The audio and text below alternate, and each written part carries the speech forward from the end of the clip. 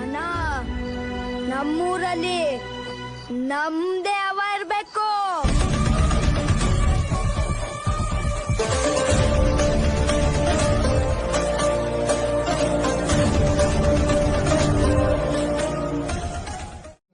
ಇಂದು ಮರ್ಹೂಮ್ ಮುಬಶಿರ್ ವೇದಿಕೆಯಲ್ಲಿ ಅಭಿನಂದನಾ ಕಾರ್ಯಕ್ರಮವನ್ನು ಹಮ್ಮಿಕೊಂಡಿದ್ದು, ಕೆಲವೇ ಕ್ಷಣಗಳಲ್ಲಿ ಕಾರ್ಯಕ್ರಮದಲ್ಲಿ ಎಸ್ಡಿಪಿಐ ರಾಜ್ಯಾಧ್ಯಕ್ಷರಾಗಿರುವ ಅಬ್ದುಲ್ ಮಜೀದ್ ಬೈಸೂರು ಹಾಗೂ ಅನ್ಯ ಗಣ್ಯ ಅತಿಥಿಗಳು ಉಪಸ್ಥಿತರಿದ್ದು ಕೆಲವೇ ಕ್ಷಣಗಳಲ್ಲಿ ಕಾರ್ಯಕ್ರಮವನ್ನು ಪ್ರಾರಂಭಿಸಲಿದ್ದೇವೆ. ಬಂದಂತಹ ಎಲ್ಲ ಸಭಿಕರು ತಮ್ಮ ಆಸನವನ್ನು ಸ್ವೀಕರಿಸಬೇಕಾಗಿ ಕೇಳಿಕೊಳ್ಳುತ್ತಾ ಇದ್ದೇವೆ. छोड़कर एक नौजवान जाता रहा, गमज़दा करके सभी को मेहरबान जाता रहा। कुछ ही लम्हे थे गुजारे, रूठ कर तू चल दिया। हम यहाँ हैं गम के मारे, रूठ कर तू चल दिया। था मुसफ़ा क़ल्ब तेरा, थी मुज़क्का ज़िंदगी, मुस्कुराता तेरा चेहरा, थी निराली बंदगी। तू गया तो जैसे खुशियों का जहां जाता रहा, तू गया तो जैसे खुशियों का जहां जाता रहा।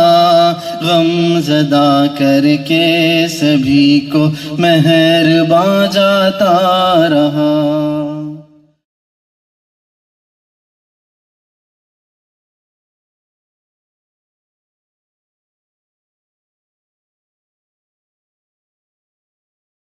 जब इस तंजीम का आगाज हुआ, इसकी शुरुआत हुई कि गिनती के चंद जिम्मेदारान थे। लोग यही कह रहे थे कि क्या कर सकते हैं, न इनके पास हुकूमत है, न इनके पास अमारत है, न इनके पास कोई कुव्वत है, न इनके पास लोगों का झमगट्ठा है, ये क्या कर सकते हैं। लेकिन चंद ही सालों में इस तंजीम के बरादरान की साबित कदमी ने यह साबित कर दिया कि हिम्मत मर्दा मदद खुदा। लोग हिम्मत के साथ, इस्तक़लाल के साथ, साबित कदमी के साथ आगे बढ़ते हैं। भरोसा अल्लाह की ज़ात पर रखकर तो अल्लाह की मदद उनके शामिल हाल होती है।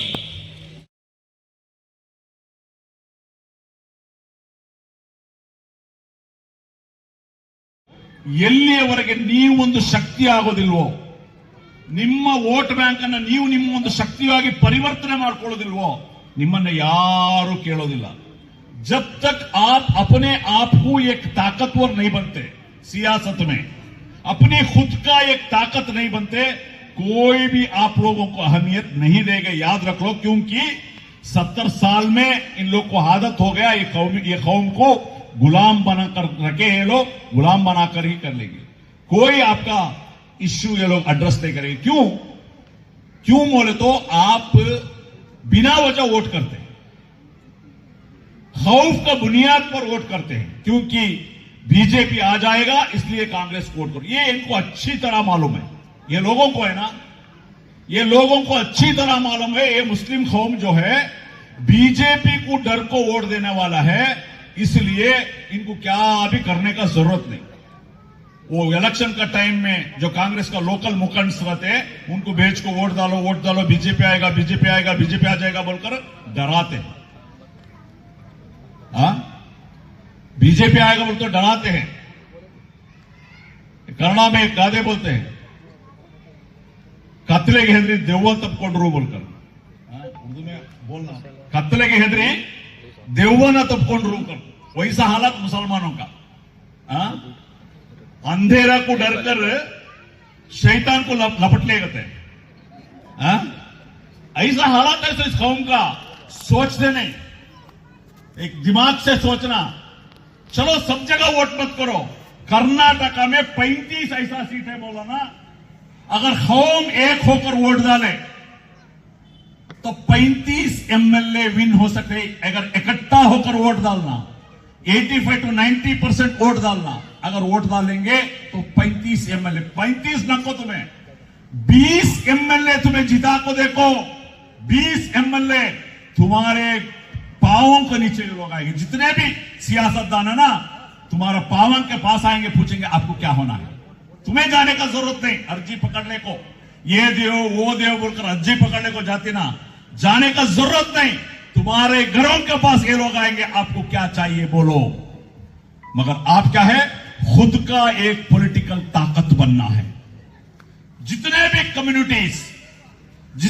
कम्युनिटीज आज बेहतर हाल में है, तो ये लोग अपना एक वोट बनाया, आपका वो पॉलिटिकल लॉबी बनाया, आपका एक ताकत बनाया, एक पॉलिटिकल प्रेशर ग्रुप बने। मगर हमारे ऐसा नहीं। तो ये फिक्र लेकर आया है social democratic party of India. जो भी हमारे ಕಾನ್ಸ್ಟಿಟ್ಯೂಷನಲ್ ಹುಕೂಕ್ है, ಯಾವ ನಮ್ಮ ಸಂವಿಧಾನದ ಹಕ್ಕುಗಳು ನಮಗಿದೆಯೋ ಅದು ಸಿಗಲೇಬೇಕು. ಅದು ಯಾರಪ್ಪನ ಸೊತ್ತಲ್ಲ, ಅದು ಎಲ್ಲಾ ಜನರಿಗೂ ಸಿಗಬೇಕು. ಈ ಸಮಾಜದ ಕಟ್ಟ ಕಡೆಯ ವ್ಯಕ್ತಿಗೂ ಅವನಿಗಿರುವ ಹಕ್ಕು ಸಿಗಬೇಕು ಅಂತ ಹೇಳಿ ಹೋರಾಟ ಮಾಡುವಂತ ಒಂದು ರಾಜಕೀಯ ಪಕ್ಷವಿದ್ರೆ social democratic party of India. ये जो पार्टी जो बनी है, कुर्बानियों के साथ बनी है, मेहनतों के साथ बनी है।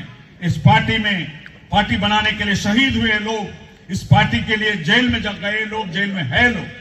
तो इस पार्टी का जो मकसद को डाइल्यूट करने के काम हम लोग किसी हालत से हम लोग बर्दाश्त नहीं करेंगे, ये वादा मैं आपको करता हूं इंशाअल्लाह। तो भाइयों, गंगोली में जब गंगोलिಯಲ್ಲಿ पंचायती अध्यक्षರು उपाध्यक्षರು ಅವರು ಅಧಿಕಾರ ಸ್ವೀಕರಿಸಬೇಕಾದ್ರೆ ಅಧ್ಯಕ್ಷರ ಕಚೇರಿಯಲ್ಲಿ ಹೋಮ ಹವನವನ್ನ ಮಾಡಿ ಅಲ್ಲಿ ಅವರು ಅಧಿಕಾರವನ್ನು ಸ್ವೀಕರಿಸಿದ್ರು. ಗಂಗೊಳ್ಳಿಯ ಯಾವ ಮುಸಲ್ಮಾನನು ಅದನ್ನು ಅಬ್ಜೆಕ್ಷನ್ ಮಾಡಲಿಲ್ಲ. ಮಾಡಿದ್ರ? ಯಾವ ಮುಸಲ್ಮಾನನು ಅಬ್ಜೆಕ್ಷನ್ ಮಾಡಲಿಲ್ಲ. ಅದೇ ರೀತಿ ತಬ್ರೇಜ್ ಒಬ್ಬರು ಗುರುಗಳನ್ನ ಕರ್ಕೊಂಡೋಗಿ ಪ್ರಾರ್ಥನೆ ನಮಾಜ್ ಮಾಡಿದಲ್ಲ. ಈ ಲಜ್ಜೆಗೆಟ್ಟ ಮಾಧ್ಯಮಗಳಿಗೆ ನಾನು ಹೇಳುವಂತದ್ದು, ಕೆಲವು ಮಾಧ್ಯಮಗಳು ಓದಿ ಮೀಡಿಯಾಗಳು ಯಾವ ಕೆಲಸವನ್ನ ನೀವು ಮಾಡ್ತಾ ಇದ್ರಿ, ನೀವು ಸತ್ಯಾಂಶ ಏನು ಅಂತ ಅರಿಯದರೆ ಯಾರೋ ಬಿಜೆಪಿಯವನು RSS ಅವನು ಹೇಳಿದ್ದನ್ನ ಬೊಗಳಿದ್ದನ್ನ ನೀವು ಇಡೀ ಕರ್ನಾಟಕಕ್ಕೆ ವರದಿ ಮಾಡುವುದಲ್ಲ, ಸತ್ಯಾಂಶ ಏನು ಅಂತ ತಿಳಿದು ವರದಿ ಮಾಡಿ. ನೀವು ಯಾವ ರೀತಿ ಅಧ್ಯಕ್ಷರು ಹೋಮ ಹವನ ಮಾಡಿದ್ರು ಆ ರೀತಿ ಮಾಡಿದ ಪ್ರಾರ್ಥನೆ ಮಾಡಿ ಗಂಗೊಳ್ಳಿ ಗ್ರಾಮ ಪಂಚಾಯತ್ ಒಳ್ಳೇದಾಗ್ಲಿ ಅಂತೇಳಿ ಪ್ರಾರ್ಥನೆ ಮಾಡಕ್ಕೆ ಒಂದು ಮೌಲ್ಯವನ್ನು ಕರೆಸಿದ್ರೆ ಹೊರತು ಅಲ್ಲಿ ನಮಾಜ್ ಮಾಡಿದ್ದಲ್ಲ, ನಿಮ್ಗೆ ಗೊತ್ತಿರಲಿ. ನೀವು ಆಗ ಬಿಜೆಪಿ ಎಂಎಲ್ಎ ಮಾಡಲಿಕ್ಕೆ ಬೇರೆ ಕೆಲಸ ಇಲ್ವಾ? ಈ ಕ್ಷೇತ್ರದಲ್ಲಿ ಎಷ್ಟು ಕೆಲಸ ಇದೆ ಬೈಂದೂರಿನಲ್ಲಿ, ಆ ಕೆಲಸವನ್ನ ಮಾಡ. ಬೈಂದೂರಿನ ಎಂಎಲ್ಎಗೆ ನಾನು ಕೇಳುವಂತದ್ದು, ಇಲ್ಲಿ ನಿಮಗೆ ಮಾಡಲಿಕ್ಕೆ ತುಂಬಾ ಕೆಲಸ ಇದೆ. ನಮ್ಮ ರೈತರ ಏನು ಬಗರ್ ಹುಕುಂನಲ್ಲಿ ಅಕ್ರಮ ಸಕ್ರಮದಲ್ಲಿ ಏನು ಅರ್ಜಿ ಹಾಕಿದ್ರೆ ಉಡುಪಿ ಜಿಲ್ಲೆಯಲ್ಲಿ 38,000 ಅರ್ಜಿಗಳು ಬಾಕಿ ಇದೆ. ತಹಶೀಲ್ದಾರ ಬಳಿ, ಜಿಲ್ಲಾಧಿಕಾರಿಗಳ ಬಳಿ, ಸರ್ಕಾರದ ಬಳಿ. ಬಿಜೆಪಿ ಎಂಪಿ ಇದ್ದಾರೆ ಇಲ್ಲಿ, ಬಿಜೆಪಿ ಎಂಎಲ್ಎ ಇದ್ದಾರೆ ಇಲ್ಲಿ, ಎಲ್ಲ ಕಡೆ ಉಡುಪಿಯಲ್ಲಿ ಬಿಜೆಪಿಯನ್ನು ಗೆಲ್ಲಿಸಿದ್ರಿ.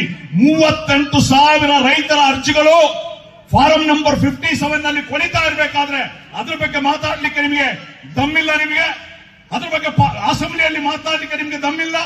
ಅದರ ಬಗ್ಗೆ ತಹಶೀಲ್ದಾರಲ್ಲಿ ಮಾತಾಡ್ಲಿಕ್ಕೆ ನಿಮಗೆ ದಮ್ಮಿಲ್ಲ. ಗಂಗೊಳ್ಳಿಯಲ್ಲಿ ದುವಾ ಮಾಡಿದ್ರು ಅಂತ ಹೇಳಿ ನಾಚಿಕೆ ಆಗೋದಿಲ್ಲ ಎಂಎಲ್ಎಗೆ ಬಂದು ಪಂಚಾಯತಿಯಲ್ಲಿ ಮಾತಾಡ್ಲಿಕ್ಕೆ. ನಿಮ್ ಕಾಂಗ್ರೆಸ್ನ ಎಂಎಲ್ಎ ಹವನ ಮಾಡಿದ್ರು, ನೀವು ಮಾತಾಡಿದ್ರ? ಕೇಳಿದ್ರ? ವಿಧಾನಸೌಧದಲ್ಲಿ ಪೂಜೆ ನಡೀತದೆ, ಹವನ ನಡೀತದೆ, ಕೇಳಿದ್ರ ನೀವು? ಪಾರ್ಲಿಮೆಂಟ್ ನಲ್ಲಿ ನರೇಂದ್ರ ಮೋದಿ ಏನ್ ಮಾಡಿದ್ರು? ಇಡೀ ಧಾರ್ಮಿಕ ಮುಖಂಡಗಳನ್ನು ಕರ್ಕೊಂಡೋಗಿ ಪೂಜೆ ಮಾಡಲಿಲ್ವಾ, ಹವನ ಮಾಡಲಿಲ್ವಾ? ಕೇಳಿದ್ರ ನೀವು? ಸಂವಿಧಾನದಲ್ಲಿ ಏನಿದೆ ಅಂತ ಹೇಳಿದ್ರೆ, ಯಾವ ಸರ್ಕಾರಗಳು ಯಾವುದೇ ಧರ್ಮ ಆಚರಣೆಗಳು ಮಾಡಬಾರದು. ಸರ್ಕಾರ ಯಾವುದೇ ಒಂದು ಧರ್ಮಕ್ಕೆ ಸೀಮಿತ ಅಲ್ಲ. ಆದ್ರೆ ಹಲವು ದಿನಗಳಿಂದ ನಡ್ಕೊಂಡು ಬಂದಿದೆ. ನಿಮ್ಮ ಪ್ರಕಾರ ನೀವು ಮಾಡಿ, ನಮ್ಮ ಪ್ರಕಾರ ನಾವು ಮಾಡ್ತೀವಿ. ಯಾರಿಗೆ ಅಬ್ಜೆಕ್ಷನ್? ತಬರೇಜ್ ಅವರು ದುವಾ ಮಾಡಿಸಿದ್ದು ಪಂಚಾಯತಿಯನ್ನು ಅವರ ಹೆಸರಿಗೆ ಬರ್ಕೊಳ್ಳಿಕ್ಕಲ್ಲ, ಗಂಗೊಳ್ಳಿಯ ಸಮಸ್ತ ಜನರಿಗೆ ಒಳ್ಳೇದಾಗ್ಲಿ ಅಂತ ಹೇಳಿ ದುವಾ ಮಾಡಿದ್ದು. ಅವರು ಅಧ್ಯಕ್ಷರು ಅಲ್ಲಿ ಹೋಮ ಹವನ ಮಾಡಿ ಪ್ರಾರ್ಥನೆ ಮಾಡಿದ್ದು ಗಂಗೊಳ್ಳಿ ಎಲ್ಲರೂ ಒಳ್ಳೇದಾಗ್ಲಿ ಅಂತೇಳಿ. ಇದನ್ನ ಅರ್ಥ ಮಾಡ್ಕೊಳ್ಬೇಕು. ಹಾಗಾಗಿ ನಮಗೆ ನೀವು ಸಂವಿಧಾನದ ಪಾಠ ಮಾಡಲಿಕ್ಕೆ ಬರಬೇಡಿ. ಇದು ಕಾಂಗ್ರೆಸ್ ಅಲ್ಲ, JDS ಅಲ್ಲ, ಇದು SDPI. ನಮಗೆ ಕಾನೂನೇನಿದೆ, ಏನು ಸಂವಿಧಾನದಲ್ಲಿ ಹೇಳಿದೆ ಎಲ್ಲವೂ ಕೂಡ ನಮಗೆ ಗೊತ್ತಿದೆ. ನಮಗೆ ಪಾಠ ಮಾಡಲಿಕ್ಕೆ ಬರಬೇಡಿ. ನಮ್ಮ ರಾಷ್ಟ್ರಪಿತ ಗಾಂಧೀಜಿ ಬಯಸಿದ ಸುಂದರವಾದಂತಹ ಆಡಳಿತ ಉಮರ್ ರಲಿಯಲ್ಲಾಹು ಅನ್ಹುರವರ ಆಡಳಿತವನ್ನ ನೀವು ಮಾದರಿಯಾಗಿಟ್ಟುಕೊಳ್ಳಬೇಕು. ಒಂದು ದಿನ ಉಮರ್ ರಲಿಯಲ್ಲಾಹು ಅನ್ಹುರವರು ನಿದ್ದೆಯಿಂದ ಎದ್ದು ಅರ್ಧರಾತ್ರಿಯಲ್ಲಿ ಕಣ್ಣೀರು ಸುರಿಸುತ್ತಿದ್ದರಂತೆ. ಪ್ರೀತಿಯ ಪತ್ನಿ ಏನು ಅಂತ ಕೇಳಿದಾಗ ಅವರು ಕೊಟ್ಟ ಉತ್ತರ ಈ ರೀತಿ ಇರುತ್ತಿತ್ತು: ನಿರ್ಗತಿಕರು, ಬಡವರು, ಮರ್ದಿತರು ತುಂಬಿದ ನಾಡಿನಲ್ಲಿ ಆಡಳಿತ ವಹಿಸಿದ ನನ್ನಲ್ಲಿ ನಾಳೆ ಸರ್ವಶಕ್ತನಾದ ದೇವನು ನಿನ್ನ ಪ್ರಜೆಗಳಿಗೋಸ್ಕರ ನೀನು ಏನು ಮಾಡಿರುವೆ ಉಮರೇ ಎಂದು ಕೇಳುವಂತಹ ಆ ಕ್ಷಣ ನನ್ನನ್ನು ಭಯಭೀತಿಗೊಳಿಸುತ್ತಿದೆ ಪ್ರಿಯೆ ಎಂದು ಉತ್ತರಿಸುತ್ತಿದ್ದರು. ಆ ಮಹಾ ಪ್ರಧಾನ ಮಂತ್ರಿ ಉಮರ್ ರವರು ತನ್ನ ಮುಖ್ಯಮಂತ್ರಿ ಅಮ್ರ್ ಬಿನ್ ಆಸರಿಗೆ ಈಜಿಪ್ಟಿನ ಅಧಿಕಾರವನ್ನು ಕೊಟ್ಟಂತಹ ಸಂದರ್ಭದಲ್ಲಿ ಅವರಲ್ಲಿ ಕೇಳಿದಂತಹ ಒಂದು ಪ್ರಶ್ನೆ: ನಿಮ್ಮ ಮುಂದೆ ಕಳ್ಳನೊಬ್ಬ ಬಂದರೆ ನೀವು ಏನು ಮಾಡುತ್ತೀರಿ ಆಸರೆ ಎಂದು. ಆಸರು ಆವಾಗ ಉತ್ತರಿಸುತ್ತಾರೆ, ನಾನು ಅವನ ಕೈಯನ್ನು ಕಡಿಯುವೆ ಎಂದು.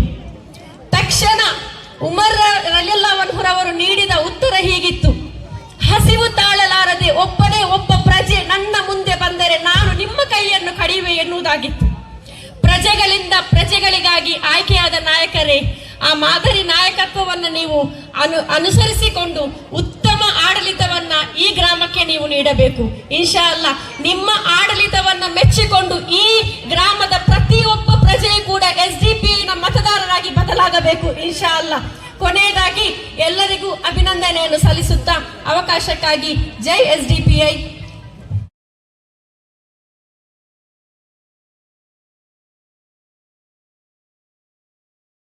हम सर पे कफन बांधे मैदान में निकले हैं, कातिल के ईवानों को हम डाने निकले हैं.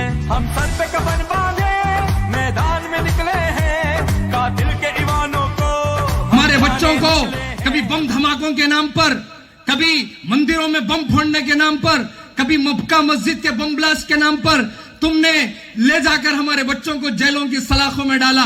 न जाने उन पर कैसे कैसे मुकदमा चलाए, UAPA, मकोका, पोटा, न जाने कैसे कैसे दहशतगर्दी के इल्जाम उन पर डाले गए. सब कर कर हमारी कौम के बच्चों के मुस्तकबिल को तुमने बर्बाद किया. सबका हिसाब एक एक कर कर चुकाने के लिए social democratic party of India Bharat में आ चुकी है. इंशाअल्लाह सुम्मा इंशाअल्लाह, जालिम चाहे कितना बड़ा ताकतवर फिरौन की ही क्यों ना हो, इंशाअल्लाह मूसा का जज्बा लेकर हम लोग यहां पर आ चुके हैं. हम कोई डरने वाले नहीं हैं, हम कोई घबराने वाले नहीं हैं. तुम्हारी गीदड़ भपकियों से हम डरने वाले नहीं हैं. तुमने क्या क्या नहीं किया. हमारे रियासत के जिम्मेदार शाफे बल्लारी को तुमने जेल में डाला. हमारे कितने नौजवानों को तुमने शहीद किया. तुमने हमारे लीडरों को न जाने कैसे कैसे गंदे मुकद्दमात लाके जेलों में डाले. हमारे जितने लीडर यहां पर बैठे हैं, हर एक लीडर पर न जाने कितने कितने केस हैं. अगर केस, इन हथकड़ियां, बेड़ियां, जेल, पुलिस के डंडे, लाठी, इसका खौफ होता, इनका डर होता, अल्लाह की कसम आज हम सोशल डेमोक्रेटिक पार्टी में ना आते. हमें सब डर खौफ निकालकर हम आज इस पार्टी में आए हैं. मैं पूरे लोगों से कहना चाहता हूं, आप मुबारकबादी के मुस्तहिक हैं. आपने हमारी दावत को समझा, हमारे दर्द को समझा. हम social democratic party of India में कोई बहुत बड़े सियासतदान बनने के लिए, कोई बहुत पैसा कमाने के लिए और कोई बहुत बड़े बंगले बनाने के लिए नहीं आए हैं. अल्लाह की कसम, उलमा ने कहा, हमें जिम्मेदारी का एहसास दिलाया. रियासती सदर यहां पर मौजूद हैं. हम आपके सामने वादा करके जाते हैं, आपकी कोई भी जरूरत होगी जो हमें लेकर आना पड़ेगा, इंशाल्लाह देने वाला चाहे कितना ही ताकतवर हो, आपका हक जो छीन के बैठा है, यह हमारे जीते हुए मिंबर उसके हलक में हाथ डालकर कौम को लाके इंशाल्लाह देंगे. यह हम वादा करते हैं आपसे. हम इसीलिए SDPI में आए हैं. ಯಾವುದೇ ಕಾರಣಕ್ಕೂ ಕೂಡ ನಾವು ಬಿಜೆಪಿ ಮತ್ತು ಸಂಘ ಪರಿವಾರದೊಂದಿಗೆ ಒಂದು ಅಂತರವನ್ನು ಕಾಯ್ದುಕೊಂಡಿರುವಂತಹ ಒಂದು ಪಕ್ಷ ಈ ದೇಶದಲ್ಲಿದ್ರೆ ಅದು social democratic party of India ಮಾತ್ರ. ನಮಗೆ ಬಹಳ ಹೆಮ್ಮೆಯಿಂದ ನಾವು ಹೇಳಬೇಕು, ಸುಮಾರು 2000 ಚಿಲ್ಲರೆ ರಾಜಕೀಯ ಪಕ್ಷಗಳಿರುವಂತಹ ಈ ದೇಶದಲ್ಲಿ ಕೊಡುಕೊಳ್ಳುವಿಕೆ, ಒಂದು ಅಡ್ಜಸ್ಟ್ಮೆಂಟ್ ರಾಜಕೀಯ ನಡೀತಾ ಇರ್ತಕ್ಕಂಥ ಈ ಒಂದು ಸಂದರ್ಭದಲ್ಲಿ ಯಾವುದೇ ಅಂಶಗಳಿಗೆ ಬಲೆಯಾಗದೆ ಕಳೆದ 16 ವರ್ಷಗಳಿಂದಲೂ ಕೂಡ ಬಹಳ ಸ್ಪಷ್ಟವಾಗಿ ಒಂದು ಸರಿಯಾದಂತಹ ದಿಕ್ಕಿನಲ್ಲಿ ಒಂದು ಗುರಿಯೊಂದಿಗೆ ಇಲ್ಲಿ ದೇಶದಲ್ಲಿ ರಾಜಕೀಯ ಮಾಡ್ತಾ ಇರ್ತಕ್ಕಂಥ ಒಂದು ಪಕ್ಷ ಆಗಿರ್ತದೆ social democratic party of India.